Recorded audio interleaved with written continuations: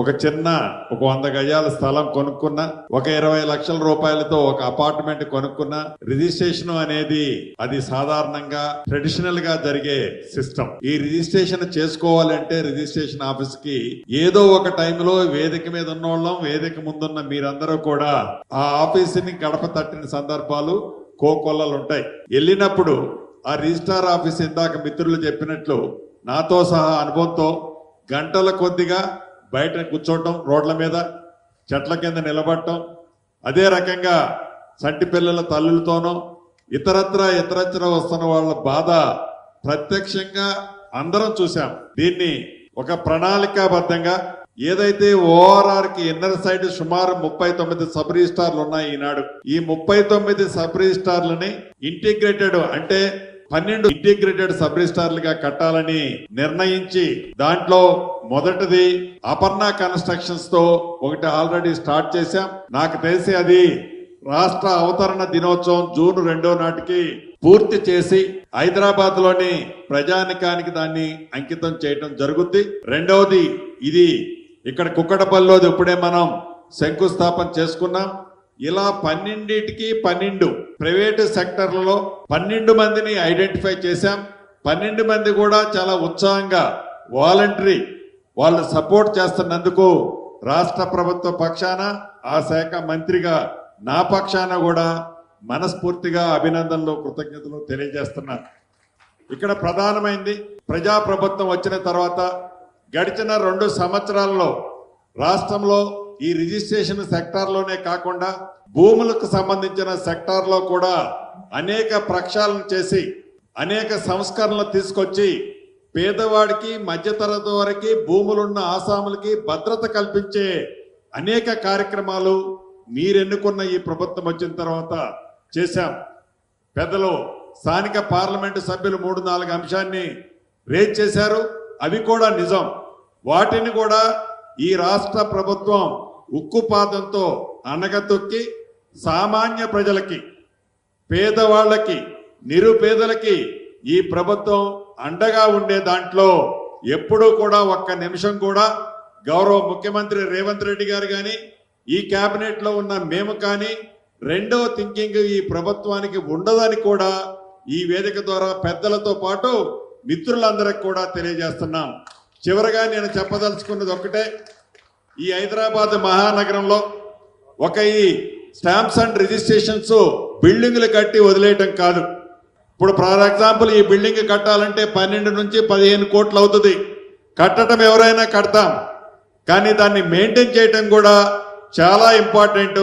దీన్ని మెయింటైన్ చేసే విషయంలో కూడా ఎవరైతే కడుతున్నారో 5 సంవత్సరాలు మెయింటెనెన్స్ ఆ మిత్రులకే వారికి బడ్డెను కాకుండా ఉండే విధంగా వారికే ఇచ్చే కార్యక్రమాన్ని కూడా దీంట్లో పొందుపరచడం జరిగింది. ఎవరైనా కొత్తగా పెళ్లిళ్ళు చేసుకున్న జంటలు వస్తే అఫీషియల్ గా రిజిస్ట్రేషన్ కావాలి అంటే కూడా వారి కోసం కూడా ఒక చిన్న మ్యారేజ్ హాల్కు సంబంధించింది కూడా ఈ సబ్ రిజిస్ట్రార్ ఆఫీసులో ఏర్పాటు చేస్తున్నాం. దీంతో పాటు సంటి పిల్లల తల్లులు వచ్చినా, ఎవరైనా పెద్ద పెద్ద పొలిటీషియన్స్ వచ్చినా, చిన్న పేదవాళ్ళు వచ్చినా వారందరికీ కూడా సకల వసతులతో ప్రైవేట్ సెక్టార్లో ఎలానైతే అద్భుతంగా ఉంటుందో దాన్ని మరిపించే విధంగా నిజంగా నేను ఇప్పుడు సబ్ రిజిస్ట్రార్ ఆఫీసులోనే ఉన్నానా అని ఆ సబ్ రిజిస్ట్రార్ ఆఫీస్కి రిజిస్ట్రేషన్ వచ్చే వాళ్ళు ఆలోచించేంత మంచిగా ఈ ఆఫీసులు మంచి ఆలోచనతో కట్టించాలన్నదే ఈ ప్రభుత్వం యొక్క ఆలోచన. భూములు ప్రభుత్వం ఇస్తుంది. ఉదాహరణకి కుక్కడపల్లికి సంబంధించిన భూమి హౌసింగ్ డిపార్ట్మెంట్ది. ఆ శాఖ కూడా నా దగ్గరే ఉంది కాబట్టి 2 ఎకరాలు ఈ స్టాంప్స్ అండ్ రిజిస్ట్రేషన్ ఎకరం వచ్చేసి 100 నుంచి 120 కోట్లు ఉంటుంది. అయినా కూడా ఇందాక పెద్దలు స్థానిక పార్లమెంటు సభ్యులు డబ్బే ఈ ప్రభుత్వానికి ముఖ్యం కాదు, డబ్బు కోసమే ఈ ప్రభుత్వం నిధులు సేకరించడం కోసమే ఈ ప్రభుత్వం తాపత్రయపడదు. ఏదో ఒకటి అమ్మేసి గబగబా గవర్నమెంట్ ఖజానా నింపాలన్నదే ఈ ప్రభుత్వం యొక్క ఆలోచన కాదు. ప్రజలకి సౌకర్యార్థం, ప్రజలకి మంచి చేసే దాంట్లో, ప్రజలకి వీలైనంత తక్కువ పొల్యూషన్ వచ్చే దాంట్లో అన్ని రంగాలలో ఈ ప్రభుత్వం 360 డిగ్రీస్ లో ఈ పొల్యూషన్ పక్షాన్ని కానీ ప్రజలకి మంచి జరిగే విషయంలో కానీ ఇతరత్ర ప్రతి విషయంలో డబ్బే ఈ ప్రభుత్వానికి ప్రాధాన్యత కాకుండా ప్రజలకి మంచి చేసే కార్యక్రమం ఈ ప్రభుత్వం ఇంతకు ముందు చేసింది, భవిష్యత్తులో కూడా చేస్తుంది. పెద్దలు రాజేంద్ర గారు అడిగినట్లు అక్కడక్కడ కొన్ని ఇన్సిడెంట్లు జరుగుతున్నమాట వాస్తవం. ఇప్పటికే వాటి మీద ఈ ప్రభుత్వం ఫుల్ ఫోకస్ చేసింది.